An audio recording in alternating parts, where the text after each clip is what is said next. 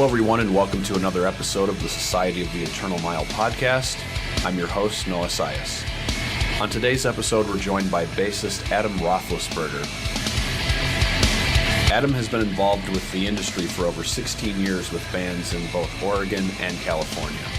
Most recently, you may know of his work in Vitriol and may have also had the chance to see him live with Archaic.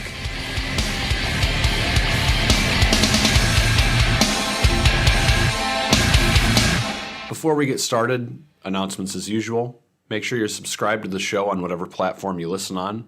You can find the show on Apple Podcasts, Google Play Music, and YouTube. Also make sure that you're following the show on all social media, Facebook, Instagram, and Twitter, all of those at SOTEM Podcast.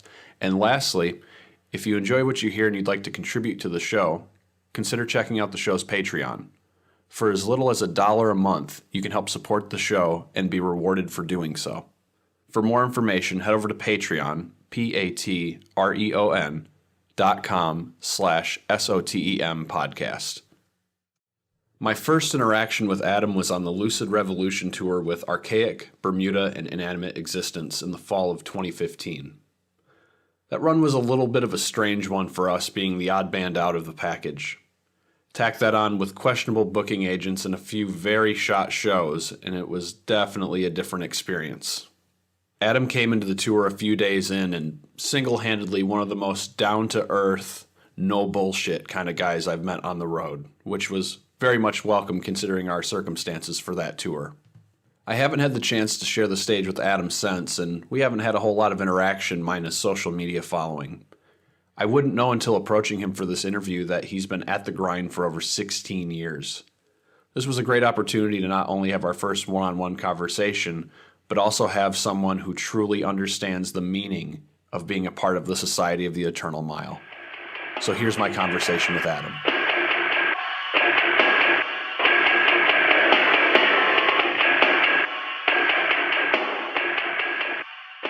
Adam, welcome to the show. Thanks for having me, man. So let's start from the beginning. When did you first get involved with music? I think when I was like 10 years old, I was really into a lot of grunge, Nirvana, stuff like that. I was a big fan of Dave Grohl, wanted to play drums. That wasn't in the cards for me. My mother couldn't afford a drum set. And then a couple years later, a friend of mine showed me the song Slaughtered off of Pantera's Far Beyond Driven. And that still to this day stands as my favorite metal song of all time. And as soon as you showed me that, I just knew I had to get a guitar. So I begged my mom, got a guitar, started playing. And yeah, I was the only, there's no musicians in my family. I come from a very, very small town. So there was no musicians to draw from or anything. I just had the beginning stages of the internet, and I would just pull up tabs and print them out and stuff for Pantera and Sepultura and whatnot, and just kind of learn how to play, kind of self-taught on guitar. So that's kind of the beginning for me, age 12. How about early bands? I guess specifically this would be when you were in the Sacramento area. Yeah, so again, being in the small town about an hour outside of Sacramento, that was our nearest city. My cousin also got into music, and both of us kind of started a band, high school years, and we were terrible, didn't know what we were doing. And then I couldn't find any musicians to join my band, so I would talk to my friends and convince them to buy instruments and then show them how to play bass and how to play drums until they got good enough for us to, kind of form a band. I think it was senior year, maybe junior year of high school. We did a battle of the bands kind of thing at the high school. And at the time, I had started going to homeschool. I wrapped up my high school years in homeschool. But my friends still went. And yeah, we played this battle of the bands and just fucking rocked it. Everyone loved it. We didn't have a singer. We were just all instrumental. We went with the name Flesh Hook. I wanted something just gritty, something dirty, and we did not sound like a band that should be called Flesh Hook. We were way more rooted in the metalcore, new metal kind of stuff. But yeah, people loved it, and we just kind of started doing that and started doing some local shows and stuff. I've always been very active, and so my last 2 years of high school, like I said, I was going to homeschool, and some of the credits I was getting, I would go down to the college down in Sacramento and take recording studio techniques, business of music, stuff like that. And then I would also book out the local like VFW hall, hire a sound guy, hire my brother's friends that were big to like watch the door and just like throw our own shows. And like in our small town, I mean, I would get like 300 people out to a show because there's nothing else to do in that town. And like I actually made more money then starting out than I do now. So wow, that's definitely interesting. Yeah, I mean, it's definitely a really cool way to go, but I was just like I'll book shows, I'll promote, I'll play guitar, I'll fucking drive everyone's gear, you know, I'll just like, I'll do the recording studio, I'll do whatever, like I paid for everything. It was just like, I was like that guy in the band and just couldn't seem to find any other guys that were as dedicated, you know, back in the early days. I have a very similar history myself with that, being that I'm from Michigan. Of course, everybody immediately thinks with Michigan, oh, Detroit, which is Right. the whole opposite side of the state of me. I'm on the west side. Okay. My town of Muskegon, we kind of had a scene, in the mid 2000s, and it died probably 2008, maybe 2009. I was always the guy in my particular area who always had everything. I was the guy with the PA. I was the guy with the practice space, the guy who could record, all those different things. And it's like you have all these things at your disposal and everybody's like down to play, but not for the long term. Yeah. You know? Yeah, it's cool. It's like you're the guy to know in town, you know, but like it's a, you know, heavy is the head that wears the crown kind of thing, you know, where like you're kind of responsible for taking care of everyone else. And sometimes like, man, can someone else just fucking handle this? You know, like I'm sick of having to do everything, you know, that kind of mentality. At least that plagued me a lot. Always having to fucking be the responsible one and shit like that. For sure. But yeah, I actually, when I was 19, again, trying to further my music endeavors, I went to Brian Gallup's School of Luthery in Big Rapids, Michigan. Nice. And I built two guitars from scratch, an electric and an acoustic. And that was like my first experience away from home. That was the first time I ever like left California on my own. And I went there for January and February, which are the two worst fucking months of the year in that area. Yeah.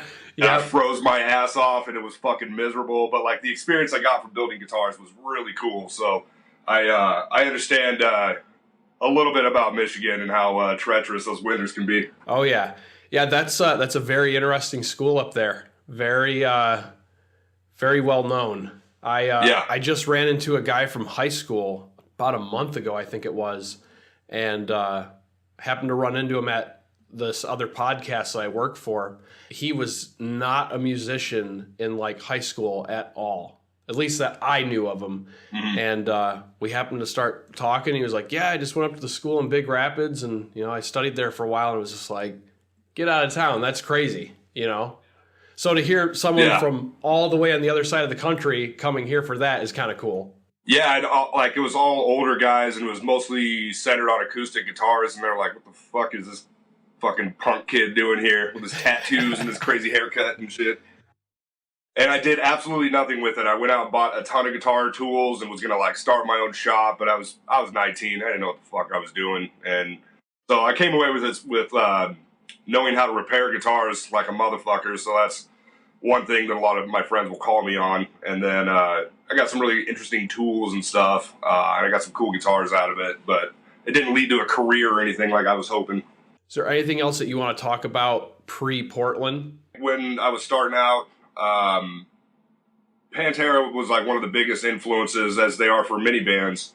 And this was early 2000s, and me and my band, once we started playing shows, we played within like a 3-hour radius of the Sacramento scene and down in Sacramento a lot. And we played every Friday and Saturday, almost every Friday and Saturday for about 11 months. And we were just like just making the runs, and we had the same like 20 diehard fans that would come to like every show and get hotel rooms and stuff. But we got so fucking drunk all the time that we just like never accomplished anything. We just spun our wheels, and I'm like, yeah, we should buy a van and go on tour, and we should do this and do that. And it was just like, fuck it, let's just go to Reno and gamble all of our money. And, you know, we're all living at home. It was the best time to like save money and put towards a career in music, but we were just blowing it on alcohol and stupid shit.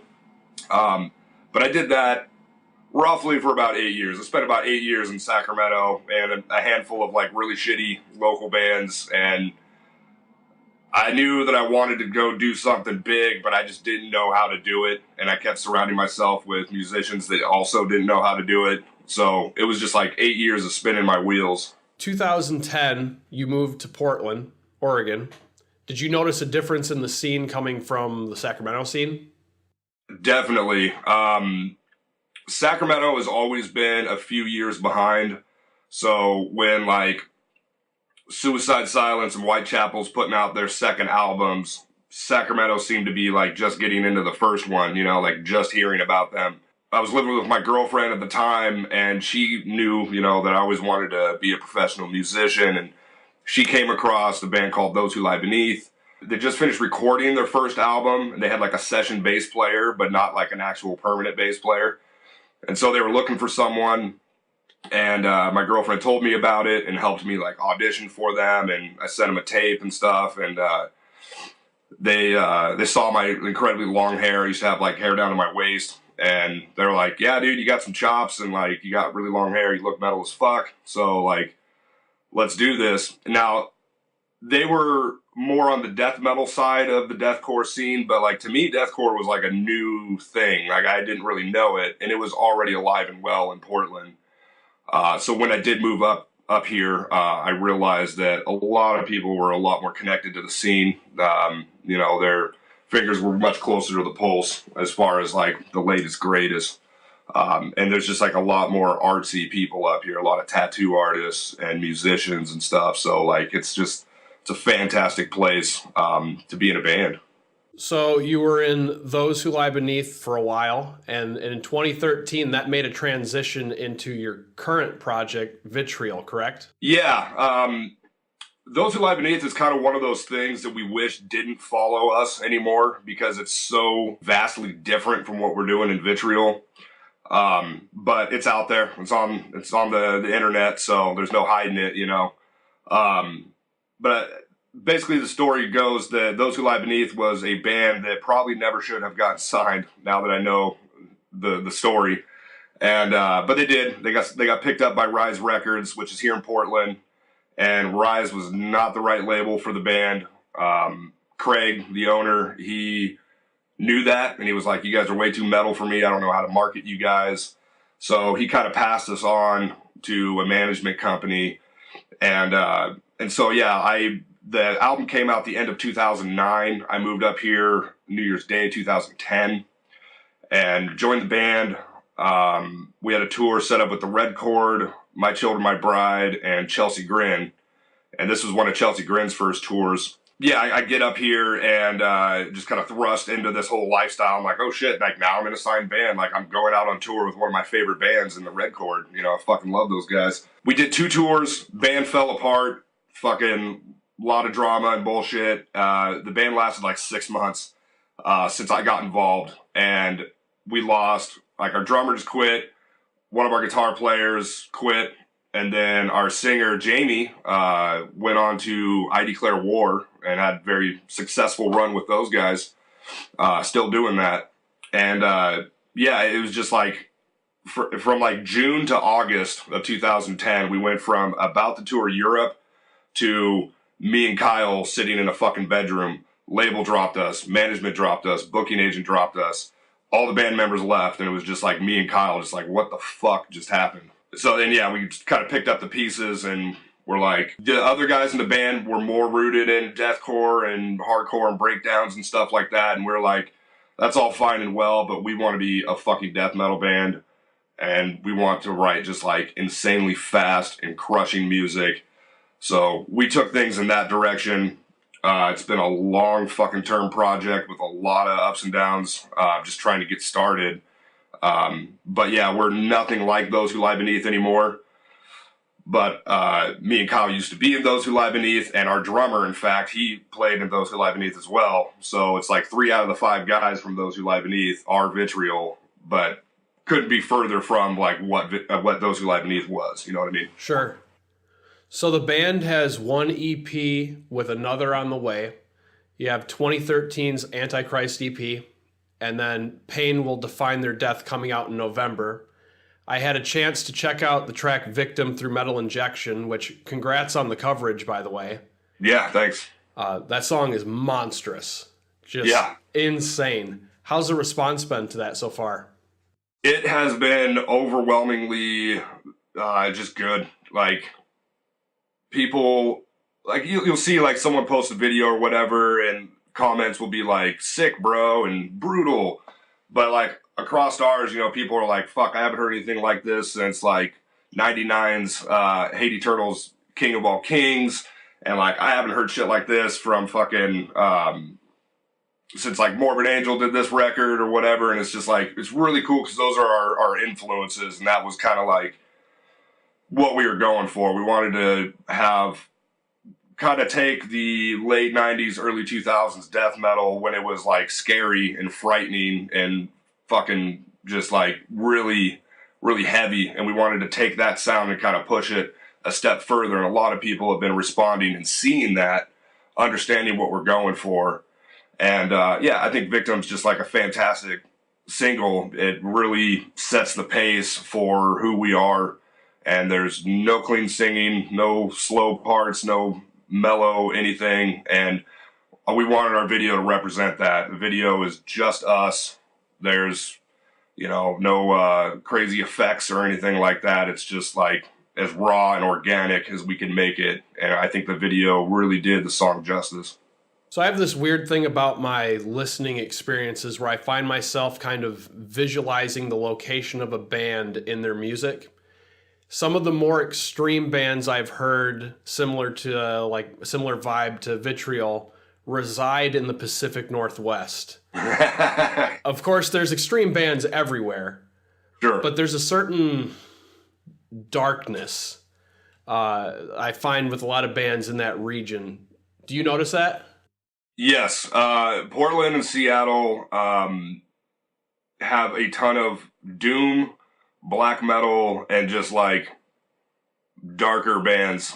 Depression is a really big issue up here because it rains so much and it's cloudy a lot that a lot of people just don't get enough, you know, vitamin D from the sun. And I don't know, I think it just kind of breeds this just like darker, more depressing atmosphere of music. And a lot of it's a lot slower, or like, you know, black metal's fast, but it's just like rooted in just these really just dark concepts and stuff. And that's definitely something we're into, but we're death metal at heart. So we wanted to do a death metal band, but we do want it to be very fucking dark. And it's really easy because it's natural. It comes out of us. And I'm not native to this area, but I've been here for almost 8 years now. And I've really just grown to love the music coming out of here. And it's really inspiring. So how many shows have you guys played? We have only played, I think we just played our 4th show. For the first like 3 years of the band, when we cut the Antichrist EP, we had a drummer up in Seattle, and our stuff's really challenging to play. So finding a drummer that's good enough was very difficult.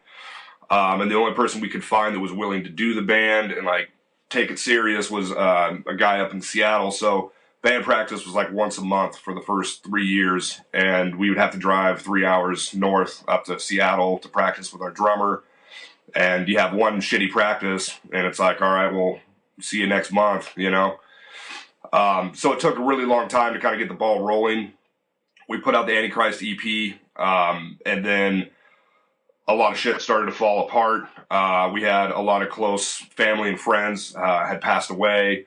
I went into treatment, and because I had a raging alcoholism problem and just drinking out of control, super depressed, suicidal, the whole nine. And so I went into treatment for a little while and kind of took like a year off from music. And so it took us a while to kind of get the ball rolling again. And once we did, we ended up getting our buddy Scott, who lives here in town, who was also in Those Who Lie Beneath. He's a fantastic drummer, a really good friend of mine. We got him to join the fold and kind of restarted Vitriol, and kind of threw away all of our old stuff, like the Antichrist EP. I'm very proud of it. I like what we did, but we're not playing any of that material anymore. I feel like we moved past that.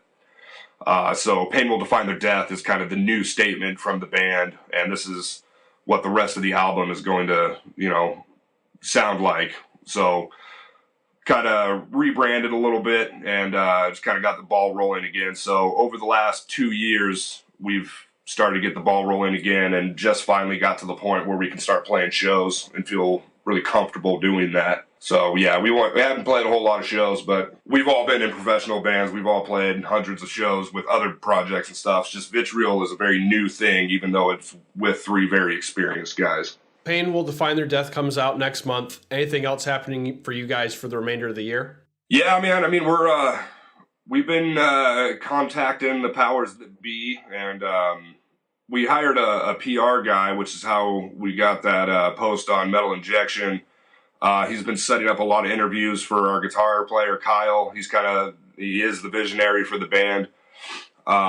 So he's been doing a lot of interviews. We're getting noticed by some big names, and we haven't, selected a record label that we, want to work with just yet, and we don't have booking, but we're working on all those things right now, and we got a lot of really good contacts. In a perfect world, I would like to see our album finished by the end of the year and hopefully start tracking it at the beginning of the year. And then while that's in process, hopefully we can set up a tour for like maybe late spring, early summer next year. So that's kind of the goal moving forward, but you know how it goes. We'll see what actually ends up happening. Well, I think for you guys, you're, like you said, you have 3 very experienced dudes in this band. So if anybody understands the concept of like patience and picking the right deal, it's you guys. Yeah, man, we've been very slow at this because we just know what we want. We don't want to go sell tickets for these, lackluster local shows and stuff. It's like we know we can draw, and we have been drawing. We don't need a warm-up tour to like prove our worth. It's like we've all toured before. And everyone in the band is sober. No one drinks or smokes or anything. And we're ages 29, 31, and 33. We've all lived a bit of life. And it's just like I feel like we're a lot more mature and stuff. It kind of sucks to be getting started this late, but we've already learned so many lessons that a lot of newer bands are going to have to go through. And, I've already been through that on a number of projects. So it's like we're very prepared, we're very ready, and we've been like building the infrastructure and the foundation for this band so that when the ball does start to roll, it's going to go fucking quick. So as you've mentioned, you've definitely done your share of like session work, and I first met you through Archaic. Who are some of the bands you've worked with throughout the years? For the most part, like as far as professional bands go, Those Who Lie Beneath and Archaic are the 2 names that I've been with. I've been doing Vitriol for a long time, but we're, not signed. And I've been in this other band here in Portland. Quit a couple of years ago when I went into treatment, so it was about 3 years ago. But I had worked with them for about 3 years, a band called Velaros. And it's very much in like the area of like Revocation, some Black Dahlia Murder kind of riffs, stuff like that. 2 dudes from Wyoming moved out here. They can both sing really well as well as growl. They're fantastic guitar players, fantastic songwriters, and they kind of have like a theme. And I was fortunate enough to join their band. I was working in a recording studio out of my buddy's basement, and we recorded this band Velaros under a different band name. And they lost their bass player. I joined the fold. We played shows, got like a really strong local following, and went and recorded a full-length album. It's available online and stuff. Never ended up getting it picked up by a major label or anything. Yeah, those guys are still going. I had left the band. My drummer Scott in Vitriol, he still plays in the band, and they just played with Cattle Decap last night, and they're recording a second album right now. So yeah, they're pretty well accomplished as far as like a local band. You know, I hate referring to them as a local band because they're so much beyond that, but they still just haven't quite hit that point where they're, you know, signed and touring and stuff like that. But I've done some playthroughs. You can find that stuff online for their music, and it's really fantastic stuff, really professional. How did you end up hooking up with Archaic? Archaic. So my buddy Jason, one of my best friends, he's an incredible drummer, and he auditioned for them years ago. It was between him and Alex Bent was local, so Archaic decided to go with Alex Bent. And then a couple years passed, Alex went on to other things, and so Archaic hit up Jason, asked him to play drums on a tour, and they're like, also, our bass player's got a kid on the way. If you know any bass players, you know, send them our way. And Jason was like, I know the perfect guy. So Jason hits me up, tells me about this. I heard Archaic. I wasn't like a crazy fan or anything. Not because I didn't enjoy them, but they just never really crossed my radar very often. So I started checking them out. Insanely technical stuff. I really love challenging music. So spoke with them. And me and Jared, their vocalist, had a really good talk. And I told him, you know, I'm only a year sober, so I'm kind of a little hesitant about hitting the road and being in a bar every night. But I think I should be all right. And they were like, yeah, man, everything sounds good. And as long as you can play the music, like, let's do this tour. So that was Bloodletting tour in 2015 with Psychroptic as the headliner. And yeah, man, we just fucking hit the road. Like, we show up at their house and down in California, me and Jason drove down there, and it's like, now I'm going to be living in a van with these guys for like the next month, and I don't even fucking know them, you know, but they were really cool guys, really easy to get along with. Yeah, so it was very natural. It was very natural progression to start working with those guys. Let's switch over to some gear talk. What kind of setup you rolling with these days? So I was a guitar player for about 10 years, and I was all about having as much shit as I can possibly have. I had like an A-B switch and like two half stacks. I had all the pedals. I had pedal boards, wah pedals, fucking all kinds of crazy gear. And every time I ran into a problem, it took me like 15 minutes to find out which cable died or which pedal fucking lost battery supply or whatever. And so when I made the switch to bass about 10 years ago, I was like, I'm going to make this as simple as possible. I get 90% of my tone out of my Spectre here. Beautiful bass. This is the Euro 4LX. Absolutely love this company. They're not paying me to say that. That bass, I couldn't say enough about it. It sounds amazing. It plays great. It's got a great weight. Like, it feels good on stage. And then I just run into a SansAmp preamp. That goes to an Ampeg SVP 1500 power amp. It's solid state power, and it's like 1500 watts. They made them in the 90s. They weren't very popular. I found one, and I love it. And it's just a ton of raw power. And then that goes out to an Ampeg 610. And that's it, man. Just real cut and dry. Bass, preamp, amp, speakers. Do you have any items on your wish list? Everyone has been jumping ship from the SansAmp over to the Dark Glass V7K, and I've heard nothing but great things. The SansAmp has served me so well that I don't want to switch over, but I don't know. I think I might have to. So I'll probably pick one of those up here pretty soon. Last week's episode, we had Seth Stone from Animus on, and he's also a bass player. And we talked about his rig setup, and he also mentioned that Dark Glass is probably on the wish list. Yeah. My buddy Cody that lives here in Portland plays in his band. He's a drummer. So, yeah, like, I don't know Seth super well, but I know of him. I've met him, and he's a good guy. All right, let's have a discussion about the Eternal Mile. When was your first tour, and what was the lineup? First tour was with Those Who Lie Beneath. It was winter of 2010. Red Chord and My Children, My Bride were the headliners. They would rotate. And then Chelsea Grin before that, and Those Who Lie Beneath was the opener. And we did a full national. Tour started in Georgia, so we had to drive from Portland all the way to Georgia.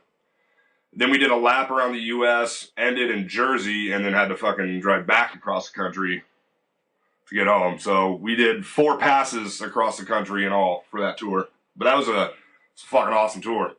It's called the Burgers and Bowling Tour, and Guy, I don't know if you've ever met the guys from Red Chord. They're fucking total goofballs, but Guy would get on stage every night and just be like, "This is the Burgers and Bowling Tour. Do you know why it's called that? Because we like burgers and we like bowling."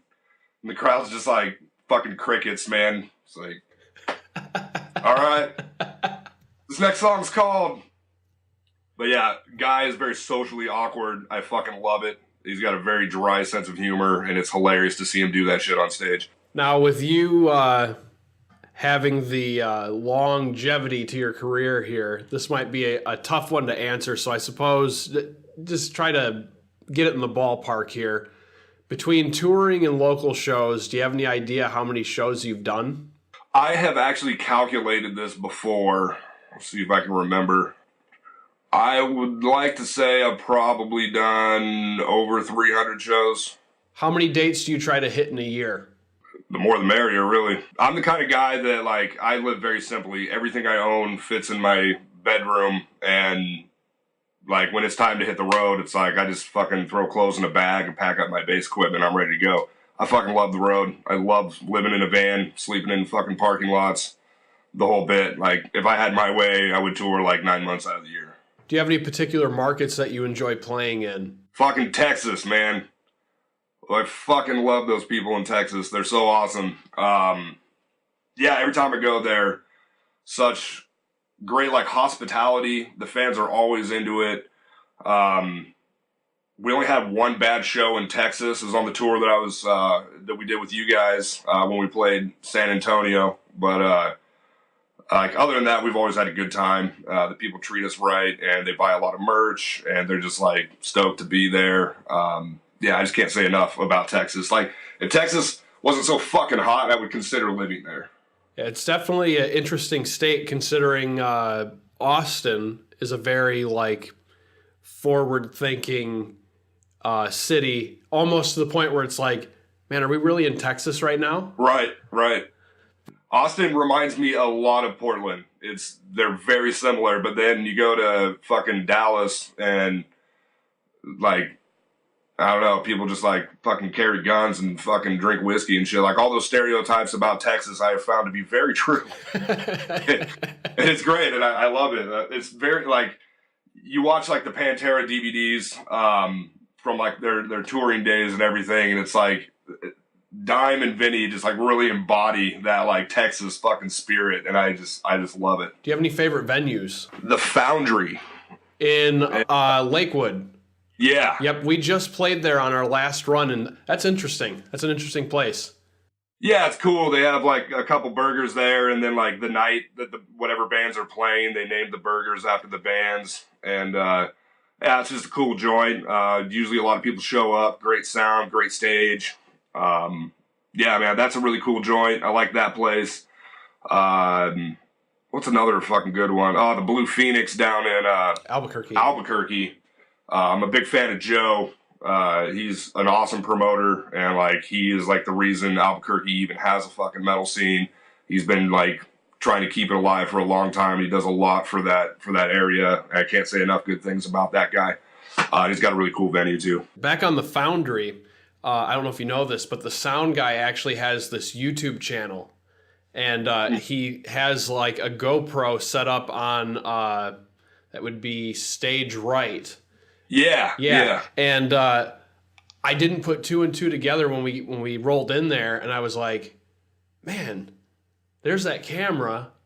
But wait a second, I've totally been subscribed to this dude's YouTube channel for a couple of years, and it's Nice. it's the sound guy there. So I'm like fangirling out when I'm meeting. I'm like, Yeah. oh, dude, like I've been watching your stuff for so long, man. It's just insane. And then he ended up recording our set, and it was just like, man, I'm glad we had a good night that night. You know, because I mean, it's very raw, but it's like, all right, I guess we're doing something right. Yeah, we on this last tour we did, because we just played there a couple weeks ago.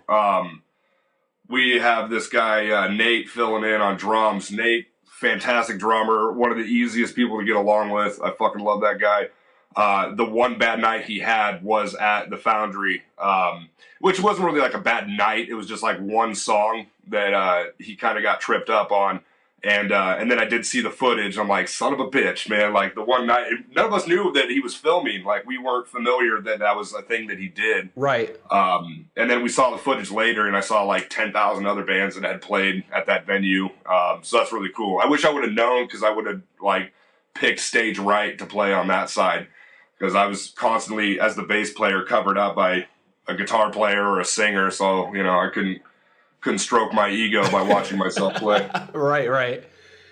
Back to Portland now. We always play the Analog Theater in town there, and I really enjoy that venue. It's funny, a lot of people don't like it around here, but I fucking love that place. Upstairs and down, they're both really cool. It's a good setting. I've never had any complaints about it. I think the sound's pretty decent. Do you guys play upstairs? Yeah. Yeah. Oh, shit, that's right. I forgot. So a couple weeks ago, before our tour, I guess Inanimate Existence, that's who was on this last tour with us in Archaic. They came through town a couple months ago. Cameron left his MIDI pedal at the Analog. So he hit me up, and he's like, hey, since we're touring together, can you swing by there, grab my MIDI pedal, and bring it down to tour? And I was like, yeah, no problem. The one night I swung by there, I walk in, and I see like some fucking tough guys, and I hear some heavy ass fucking music. I'm like, man, this kind of sounds like Bermuda, like their style. And I grabbed the MIDI pedal, and I walk outside. I saw JT, and I was like, oh shit, what the fuck are you doing here? You guys weren't playing. It was like the opening band or whatever, but you guys had just, like, the show had just started, and I didn't see you or anybody else in the band. And I know you got a different drummer now, but I did see JT, and I was like running out, and I was like, well, fuck, man, like I wish I would have known, like I would totally hang out, but like I gotta go, but nice seeing you. And yeah, you guys were playing upstairs. Gotcha. Man, what a bummer. Yeah, I always go to fucking shows whenever like I know about them, but I'm really not the best about staying on top of that shit. Sure. Well, yeah, that venue though, that's great. I can't complain about anything. It's nice to have a clean green room in the back. Yeah. And on top of that, like staff that actually gives a shit. Yeah, they're really cool. Green room's great, and then they just have like the curtain for the shitter. Yeah. So like you never know if someone's in there and stuff, and you can just like stand in there and fucking wait for someone and like totally goat them or whatever. How about a favorite city to have a day off in? What is a good city? I'm very much a West Coast guy, so as far as like weather and scenery goes, I really like it out west. So I don't know, somewhere in the Bay Area. Another cool place. We didn't like obviously play in this area, but we had a day off in between Washington and Utah, and we spent a day driving through Yellowstone. So that was a really cool experience. Had a day off and just got to go check out all that stuff. Nice.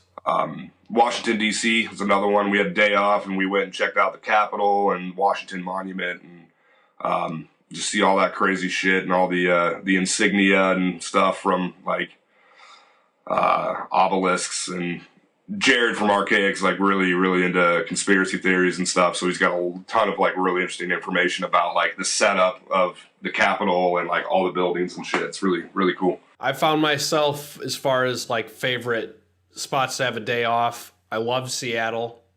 Yeah, it was great. You know, the weather in the summertime especially is just perfect. Yeah. Because it's like, it's not too hot, and you get that little bit of a breeze coming in off like the bay there. Mm-hmm. Seattle's a fantastic city.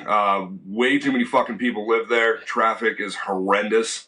But other than that, it's a great city. I'm actually heading up there right after I finish up this with you. My guitar player in Vitriol, he's currently living in Seattle. So we finally got a drummer down here, and then he moved up to Seattle. So I still got to go up there Right. Go figure. and work on some riffs.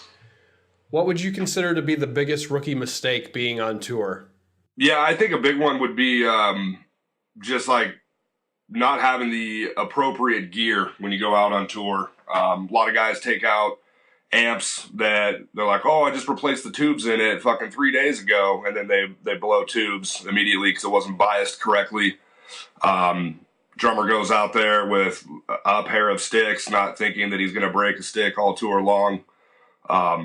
Shit like that. Just like, I was a Boy Scout. I'm all about being prepared. Always got a couple of spare cables, spare strings. Make sure all my gear is like clean, ready to go. Shit like that. Just gear. Top 3 must-have tour items. An abundance of clean socks and underwear.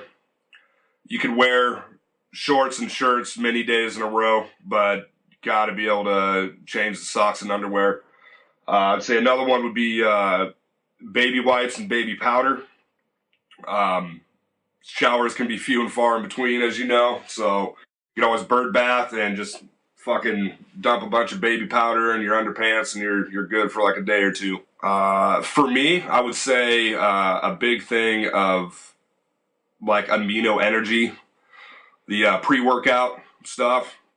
That's great. I don't always have money for energy drinks or whatever, and sometimes you do the night drive, you're sleeping in the afternoon, and then you got to wake up and fucking go crazy on stage. So just hit a fucking thing of pre-workout and you're good to go. Nice. I think you're the first person I've heard that has mentioned having that. That's interesting. Yeah. I've taken it out on the last 2 tours, and it's great, man. Nice. Especially like, you know, being sober and stuff, as I'm sure you are, and it's like, that's how I get high, you know? Sure. Drink coffee and fucking pre-workout is about as crazy as it gets for me. In my experience on the road, I found that a lot of people have misconceptions about what it is that we do. And in many cases, it's often over-glamorized. What's some of the wilder things that you've been asked or been told in regards to what we do? I always seem to quit a job right before I go on tour. And then after each tour, I got to go find some other shitty job. So whenever I quit, all my coworkers are like, yeah, so you're going on tour. That's awesome.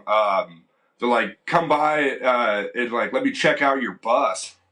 Like, you're fucking crazy. Like, or they're like, I'll see you on the cover of Rolling Stone. It's like, I think you fucking greatly misunderstand exactly what I do. You know, we ain't fucking rich. We ain't got money for that. We're just a bunch of fucking glorified bums that are like fortunate enough to sleep in a van. Yeah, as I've mentioned on a few episodes now, still to this day, one of my favorites have been, doesn't it get costly to fly to every date? Man, I remember, like, I listened to the Joe Rogan podcast, and it's funny because, like, sometimes he'll be talking to another comedian, and they're like, yeah, I remember those early days, you know, you get put up in, like, a shitty hotel room, and then, like, your driver takes you to the venue, and he's, like, fucking drunk or whatever, and, you know, you gotta fly coach. And I'm like, yeah, those early days must have sucked, man. Yeah. Even your shittiest of days are better than our, like, top tier days. Yeah, like your $800 guarantee is getting split one way. Our fucking $150 guarantee is getting split 5. So a little different for us. So to further that point, let's go over some of the less glamorous moments in your career. Do you have any horror stories while on stage? While on stage, I can't think of anything that I've done that was awful. Like embarrassing, but I've been a part of embarrassing things. One of my biggest pet peeves is the local band cringe factor when a band starts a song, makes it maybe 4 bars into it, and then the drummer stops and he's like, oh, wait, hold on a second. Let's start that song over. Like, starting a song over is unforgivable for me. And Archaic was playing, we we're doing like this big like festival kind of show down in San Diego, and Disgorge was headlining, and we were like direct support for it. I think we were like the only two like major bands on it, a bunch of local bands. It's a fantastic day, having a great time, and our drummer at the time was dabbing right before we went on stage.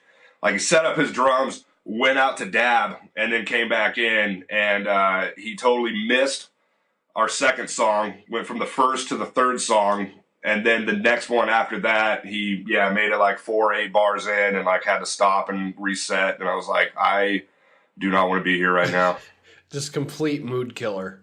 Yeah, I'm just like I fucking hate that shit so much. One horror story that I have from the run that we were on together was when, and I don't remember if you were with us or not, when we played at the Pin in Spokane. No, I was not there. So that venue is sick. Like, it's huge. The sound is great. The sound guy was awesome. And we got there before Archaic, and by quite a bit. Or maybe we were on time and Archaic was running late, and the guy gave us a chance to do a line check, even though that we weren't the headliner. Okay, sure. So we do our sound check, and it just sounds monstrous. And we're just like, this is going to be a sick night. We're fully stoked about this. So I leave my stuff all set up, no big deal. The last thing we had done with the sound guy was just get a quick double check on the on like the front of house stuff, as far as like samples go and like drops. And so I turned on the like looper just on this one section that I have all like configured specifically for checking samples. Yeah, sure. And we check it, no problem. So I get the set repositioned. We walk away. So we're letting the locals play, all that kind of stuff. We go on and we hit our first song, and it's just so heavy, and we're like, yeah, this sounds so good, and we're going, and my drummer at the time is just messing up left and right, and I'm like, this is not happening right now. And he's looking at me like, I don't know what's going on, and we're just like so mad at him. And I go and I look over, that looper is still going. So we're literally just repeating the same stuff, and it's like the worst repeat pattern too. It wasn't like, oh, here was 4 bars. It was like, yeah, it's like 3 3/4 or whatever. Yeah, and so we stopped, and I was just like, oh man, what an idiot. And it was just like, at the time we did not have a good relationship with our drummer, so we were just, looking for reasons to be mad at him. And right. Sure enough, it was my own fault. So kind of got a taste of my own medicine on that one. Yeah, you're like, you fucking dickhead. Oh, wait, that was on me. Just kidding, guys. Any major transportation issues? Yeah, quite a few.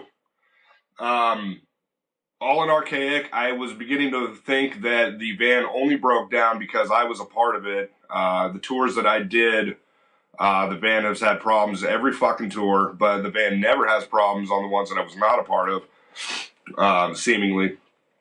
So, yeah, I get hooked up with Archaic. We're doing the Psychroptic tour. It's my first tour with them. First day of tour, we're leaving Central California, heading to LA, and it's all flat until you get to the Grapevine. So we're driving. We're like 3 hours into tour. We hit the Grapevine, which is the very first hill we went up, and we blew the transmission in the van. So that night, I went as the bass player, the least important person in the band. I went with the van back to Bakersfield, got it towed down there. The rest of the band caught a ride to LA and played the show down there without me. And I stayed in this sketchy fucking hotel room for the night. Find out the transmission shot. It's going to be all tour long before they can fix it. So 2 of our guys hop in the Psychroptic van. The other 3 of us hop in the Kennedy Vales van. And we did a couple of shows up California and made our way up to Portland, Oregon. And once we got to Oregon, the only way for us to continue to do the tour was to take my car. So I have a like a Ford Escape, and it's like a smaller SUV. And so 4 of us hopped in there. Ron Casey was filling in for us on drums, and he's homies with the Kennedy Vale guys, so he stuck with them for the whole tour. But me, Greg, Miguel, and Jared fucking lived in my car for a whole month and put 10,000 miles on that motherfucker. And Psychroptic was cool enough. We had the trailer, so Psychroptic was cool enough to use the van that they were renting, and they took the trailer for the tour, and they had a blowout. They hit a fucking deer. They had all kinds of issues, but yeah, we ended up doing the whole tour in my car, and that was just the first tour. Now, if my memory serves me right, didn't Bus Invaders do an episode of your car? Yeah. Yeah, we were in Chicago, and I believe it was Jared and Greg did that, and they're like, yeah, we're just sitting in our fill-in bass player's car. It's like the camera just moves over like 2 feet, and it's like, yep, that's it. That's me, Miguel, and Greg are all like 6 foot to 6'2", and there's only like 4 feet of space with the back seats down, so like, it's pretty fucking cramped. Man, but that's okay because your car's famous. Yeah, exactly. What about the worst promoter or just overall situation you've been in? I think it was on the tour we did with you guys. We played L.A., and it was like downtown somewhere.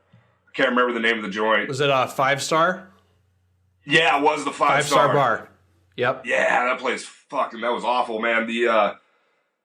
We're like hanging out in the green room, which is like back behind the stage, and it was around Halloween. It was like maybe just after, and fucking this cop shows up, and he's got a fucking firearm on his hip, and he's like, yo, you guys want to smoke some weed? I'm like, what the fuck? Like, I was like, I don't smoke. The rest of the guys do, though. And so, like, everyone's smoking weed with this guy. And I'm like, you're a cop? And he's like, I do. He's like, well, I'm security, but, like, you know, I'm trained by the police department and stuff. And he's like, this is a real gun. And, like, pulls his gun out. And I'm like, dude, I don't want to be hanging out with a fucking guy that says he's a cop with a real gun that also smokes weed. You know, like, there's a lot of fucking weird shit going on here. We played that show. It was pretty shot, as I'm sure you remember. And then at the end of the night, the fucking promoter was trying to dick us out of money. He was like, yeah, no one showed up. Like, we're not paying you guys. And you guys kicked in my monitors. And come to find out, that cop was like the promoter's buddy. And he was like trying to strong arm us. And he was just like threatening us. And he was like, you guys like got to fucking pay for these new monitors. When you pay for my monitors, then I'll give you the guarantee. And me and Miguel were like arguing with the guy with the fucking loaded gun and like telling him, I was like, dude, your fucking monitors are shot. Like they were busted before we got here. You know, it wasn't us. And I don't remember, we got shorted that night. I don't remember by how much, but it was a lot. That was just like an awful experience. Now that I think about it, I remember that dude with the gun. He wasn't like, he was tall, but he wasn't like a ripped out dude. I don't think he was he was almost like scrawny a little bit. Yeah. I remember we talked to him and he was super friendly to us. I do remember that, although he gave my merch guy some shit because he was like taking a nap on the couch. That was down on the main floor there, and he's like, hey man, you can't be sleeping. But man, that's interesting. I guess I kind of forgot about that. Yeah, he was like super cool the whole night, but he was one of those guys where it's like you kind of smile and nod with him, but when he walks away, you're like, dude, what the fuck's wrong with that guy? Like, he's just kind of a fucking weirdo, you know? Right. But he was cool, you know, all night. And then it was like when we went to get paid, it was like all of a sudden we broke his shit and he's not going to pay us. And it was starting to get ugly and voices were raised a little bit. And I'm like, yeah, I'd rather just like take the hit than get fucking shot. Sure. Well, and especially for you guys in that situation, you're not far from at least some home. You know what I mean? Sure. Like someone lives nearby. It's not like you're out completely. Yeah, that's where the band originated. So, I mean, like, we would have been all right. I have a story that I can share from the run that we were on. How about when we were in Bisbee, Arizona? Perfect. that was one of the most, like, to date, that's one of the most shot situations I've been in. And for those who are listening in, I'll kind of fill you in a little bit here. So we're playing a Halloween show in Bisbee, Arizona, which, if you don't know, is this really random town way south in Arizona that is literally not that far from the Mexican border. And for those who are in the know with comedy, I suppose, Doug Stanhope lives in Bisbee. So we show up fairly early into that town, and we're walking around, and it's like, okay, it's a tourist trap, sure. It's got this big, like, quarry down the road. We just kind of killing time, couldn't load in, couldn't do anything. So we finally get into the venue, and we're looking, and the stage is seriously, like, what would you say, 7 feet up?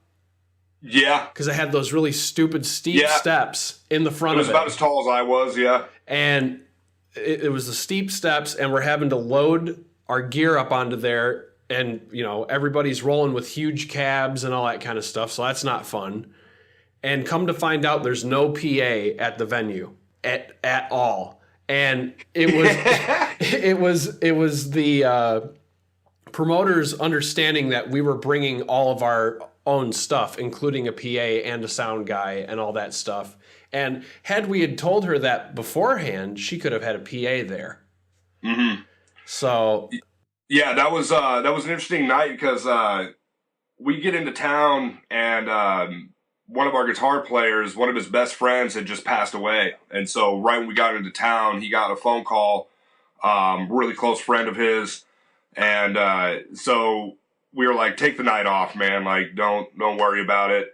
And then we get down there, and there's no PA. So it's like, all right, no triggers, no vocals. So a 5-man band, now there's only going to be 3 of us playing. And there wasn't one single fucking person in that town that wanted to hear either one of our fucking bands. No, because, like, it was almost like we were booked like we were just bar bands. Yeah. You know, yeah, like we were some fucking, like, local cover band or some shit. Yeah. And yeah, loading the gear up to the, like, on top of that fucking stage was like, what in the fuck is this, man? Yeah, exactly. And it was just so awkward, too, because, you know, I've played high stages before, but this took the cake easily. Yeah. So, well, in a lot of high stages, like, there's a ramp or something up to it, but this was just like 3, like, 2-foot stairs. Yeah, so we played like 3 songs, and like the lady was like super cool about it. She's like, I think there's been a misunderstanding, and she paid us. And your drummer comes outside, and he's like, man, she's really nice. Like, we got, he's like, I got 2 dinners and a chocolate milk. And like, that turned into this running, not really like joke, but just like this thing that Archaic still to this day will mention 2 dinners and a chocolate milk from that night. And I remember walking outside, and Corey's just shaking his head, just like, dude, fuck, someone put a bullet in me. Like, I'm fucking done with this tour, man. I am fucking over it. Yeah, well, we still had several more days to go. Yeah, well, and for us on that run, there had been so many just like backdoor deals going on where our guarantee was being changed without our consent. Yeah, that's when things were really fucked, because like when we started that tour, I was in fucking India and China at the beginning of it, so I was gonna miss the first week. And I think it was In Full Darkness was supposed to be the opener. And they had like some van troubles or something, and they had to bail like last minute. Yeah, and also Filth was supposed to be on that run, but they just didn't do it. Yeah. So it was like a 2-band tour, and our bands are significantly different from one another that draw different crowds. I think if we had like 2 of each, it would have been a really successful tour. Absolutely. But yeah, just having like 1 band of your style, 1 band of our style, and just like your fans aren't necessarily the biggest Archaic fans, and Archaic fans aren't the biggest Bermuda fans. Right. So it was just kind of like, what are these 2 bands doing together? There's no third band to tie us together.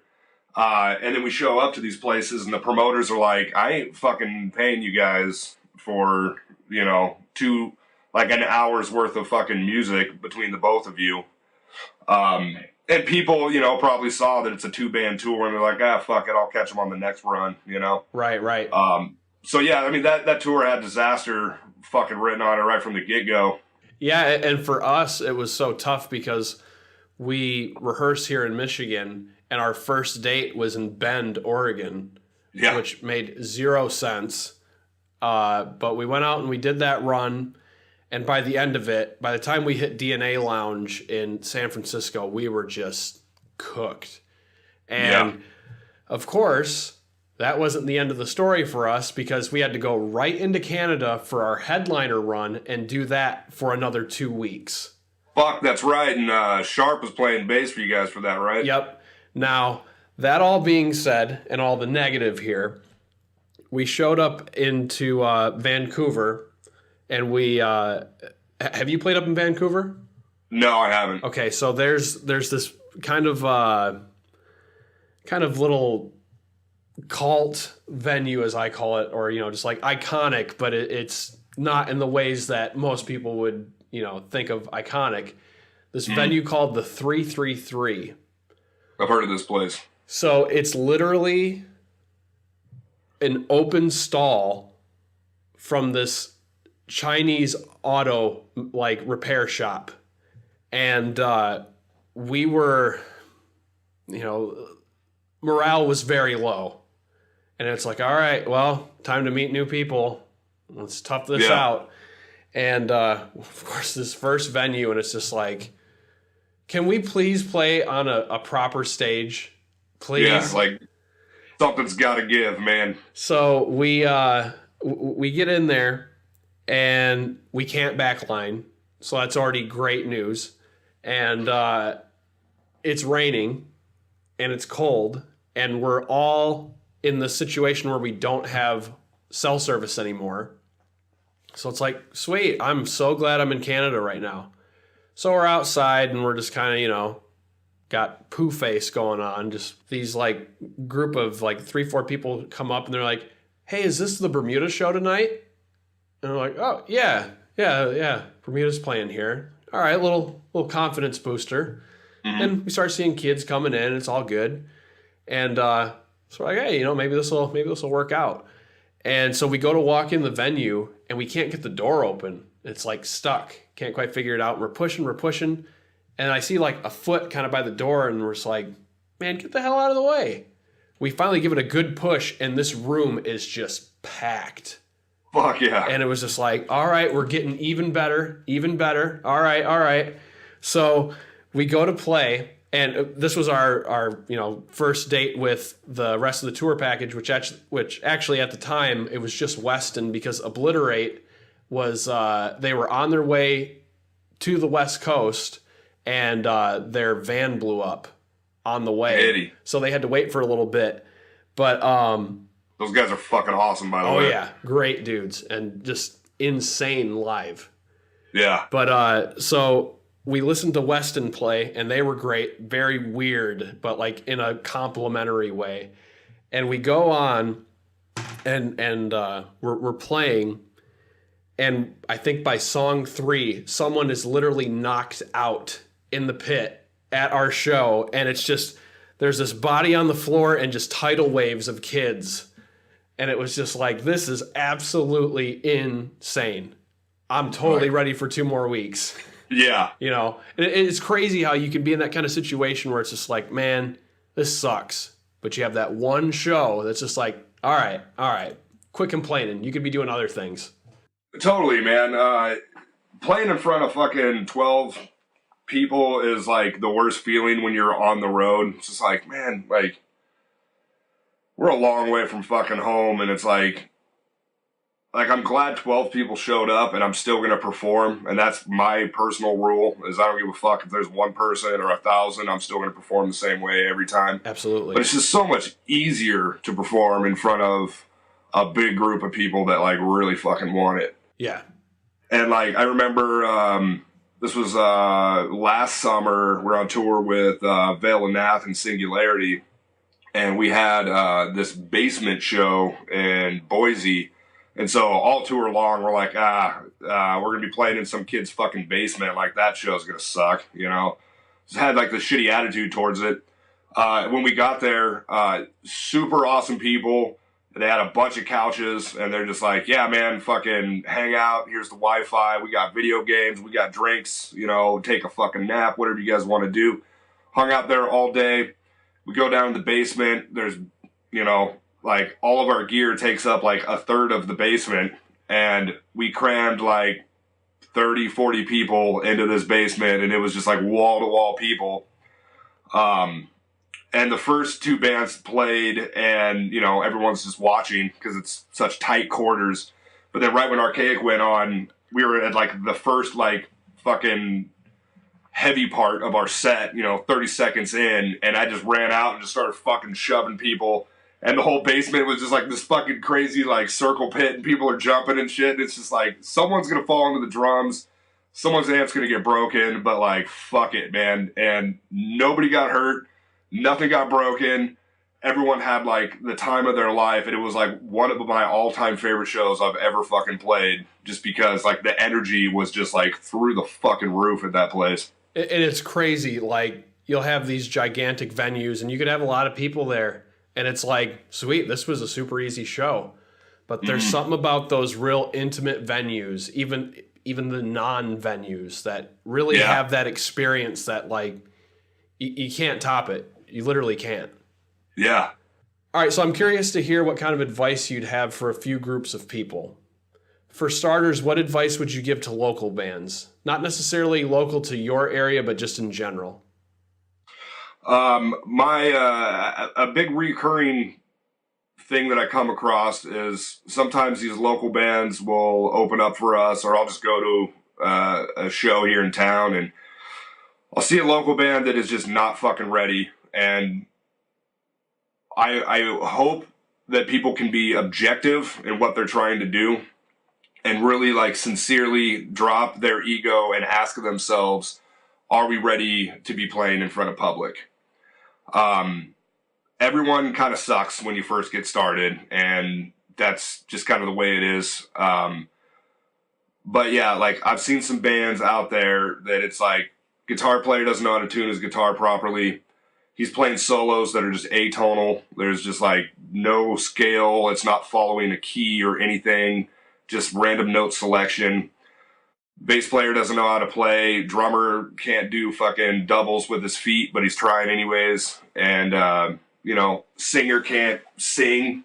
It's like he can growl, but he's trying to do some clean singing and just, like, doesn't have the pitch for it and stuff. And it's like, these are things that you should really be working on. Like, that's what band practice is for. And you should write some songs and really, like, hone your craft and get good at what you're trying to do before you get out there and play in public. I feel like Guitar Center has all these, $200 guitars, and it's like a couple of kids go spend like $500 and they're like, okay, we're going to be in a band. And then they just book a show and just, like, slap bullshit together. No one wants to see it. It doesn't help the show. It doesn't help bring people out. And it's not going to help you if, people are going to, your friends and family might not have the heart to tell you that you suck. And so they're going to encourage you to keep doing it. And I just really hope that people take a step back and really analyze what it is they're trying to do and be prepared when they first get out there. What advice would you give to promoters? Step one, promote. Yeah, I've been fortunate on this last tour that we just did. We actually had some really fucking awesome promoters. But there's a lot of promoters out there. They book, fucking Whitechapel, and it's like the tickets sell themselves. They don't have to fucking do any work. All I have to do is just post it on Facebook once, and, like, it's going to be a sold-out show. But a lot of bands are not that big, don't have that kind of fucking draw. So I don't live in fucking Cleveland. I can't promote in the Cleveland scene, so that's what a promoter's job is to promote it and let people fucking know. On the shitty shows that we've played, promoters tell us, sorry guys, I can't pay you the full amount. We need to renegotiate. We don't have very many pre-sales. And I look on their Facebook page, they posted about it once 3 months ago. Their personal page, their booking page, the venue page, they promoted, said something, made a mention of it months ago, and they don't have like any locals, or they get a local that can't sell tickets. And then I've even gone as far, there was a show, I can't remember where we at, I think it was Chesapeake. I went to 2 local music stores and hit like a couple tattoo shops and just like poked my head around, and I didn't see any flyers on windows or anything. It's like, you signed a guarantee, you signed this contract to pay us X amount of dollars, and you've done 0 fucking work, and now you want us to take the hit because you didn't do your job. Right. So yeah, I mean, that's my thing. If you want to get into the promoting game, if that's something you want to get into, you got to work. You got to fucking work, and when you work and you get people out there, you're going to make a lot of money, and you're going to make a lot of bands happy. Our most recent run that we just did, the Are You Afraid of the Gent tour, we were playing up in Seattle at Studio 7, which is a crazy venue. Yeah.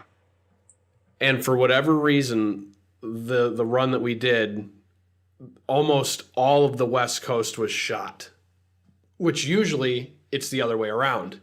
East Coast is usually shot, and for sure the Midwest, but I think that's a no-brainer there. Everybody knows that. We're playing Studio 7, and it's one of our higher guarantees for the entire run. And for whatever reason, promoters had a hard time getting locals to play shows in so many different markets, even strong markets that we usually do well in. And there was one local and then the package, and I happened to be the tour manager for that run. And so it's end of the night, and I'm settling up with the promoter, and she hands me the sheet. That local did 0 pre-sales. Now, part of that is like, oh, well, shouldn't you be bringing your own fans in? Yeah, sure. But we're also not, like you're saying, we're not Whitechapel. It's not guaranteed that, tons of people are going to show up. Right. And that was... Well, you don't live there either, so it's not like you can go fucking tell all your homies and, like, pass out flyers or fucking promote on those, like, Facebook and Instagram markets and stuff. Like, you can do a little bit of that, but it's... When you don't live in the city, it's really hard to, like, get into promoting it. Like, we do what we can from the outside, but it's really got to come from internal, for bands like us. Lastly, what advice would you give to bands hitting the road for the first time? Business before pleasure. I see this a lot. A thing that really drives me nuts is, like, we work for about 1 to 1.5 hours a day, and the other about 23 hours of the day you can fuck off. So it's not hard. Like, it shouldn't be, you shouldn't have to round up everybody in the band for fucking load-in. Load-in is like 4 or 5 o'clock every night. Right when you show up to the venue, don't go fucking call your girlfriend or go look for fucking coffee. It's like, you show up at load-in, you load your fucking gear in, then you go fuck off for a couple hours. You got to play a half-hour set, and then at the end of the night, when it's all done, you load out. Like, collectively, you have like an hour's worth of fucking work. It's not hard, and I see a lot of bands kicking their feet around and loading their gear in periodically throughout the night, or it's like 1 or 2 guys in the band that load all the gear while the other 2 guys are talking with their friends. So that's a big thing for me, is just like, be professional. When it's your time to go up, have your gear ready, it's backlined already, like, set up quick, perform to your best, and then get the fuck off the stage so the next band can play. I think those are, you do stuff like that and have that professional mindset, and you're going to go far. It goes a long way. So before we go, let's plug a couple things. Pain Will Define Their Death comes out November 10th. Where can people pick that up at? That will be available on our Bandcamp, which I believe is Vitriol Warfare. It may just be Vitriol. That comes out on the 10th. It's a 3-song EP. We recorded it here in town with a buddy of ours named Derek, and then we sent it out to Taylor Young, who did an analog mix of it. Taylor Young's and Twitching Tongues and Nails. Fantastic job on mixing. And then a good friend of ours, Stefan Hawks at Interlay Studios. He's worked with Chelsea Grin, Those Who Lie Beneath. He's worked with Vitriol in the past. A lot of really fantastic bands, but he did the master on it, excuse me. And between everyone that had their hands in this thing, it turned out fantastic. So yeah, those are 3 songs that will also be available on the full length just as soon as we get it recorded. And yeah, that's coming out soon, and we'll have mostly, I think, digital to start with, and then we're going to try to press some CDs, and we got some tapes on the way. Let's also take a moment to talk about your screen printing company. Tell us a little bit about Mercenary. Yeah, Mercenary is kind of my answer to the lifestyle that I live. I always work a job and then I have to quit, or I can't find a job that will give me time off the tour. It's a big pain in the ass to just like come and go, and my work history is starting to look pretty fucking shot because of all the jobs I've left after like 6 to 9 months. So I wanted something a little more sustainable. I wanted to be my own boss. I decided to start a screen printing company so that I can print for my own bands and save a couple bucks there, and provide printing for other touring musicians and try to help them out as much as I can. And then I can leave whenever I want because I'm the boss, and I can, I don't have to go look for another job when I get home from tour. I can just get right back to it. So far it's working out really good. It is in its early stages, and I've got a lot of big plans for a website that's going to be built here in the next couple of months. But the motto is optimizing independence, and I'm trying to put together the tools and the resources to help smaller bands really just kind of do it themselves.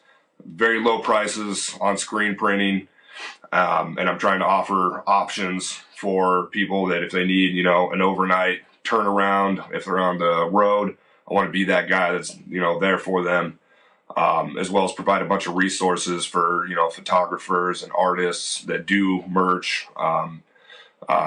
Anybody that's into videography, just want to put together this whole resource so that everyone can kind of have like a central hub for the DIYers out there. Where can people find information now? Right now, mercenary.net is the website, and I'm also on Instagram and Facebook under mercenary.net.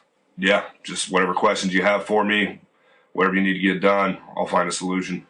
Adam, really appreciate you taking time out of your busy schedule to come on the show. Glad to see a career this long still has you busy and keeping you humble to the craft. Hopefully our paths will cross again soon, and best of luck to you. Thanks, Noah. I think what you're doing is absolutely fantastic. I'm really into listening to podcasts. So, I'm very happy to be a part of this, and I thank you for reaching out to me. And yeah, man, it's been a great time.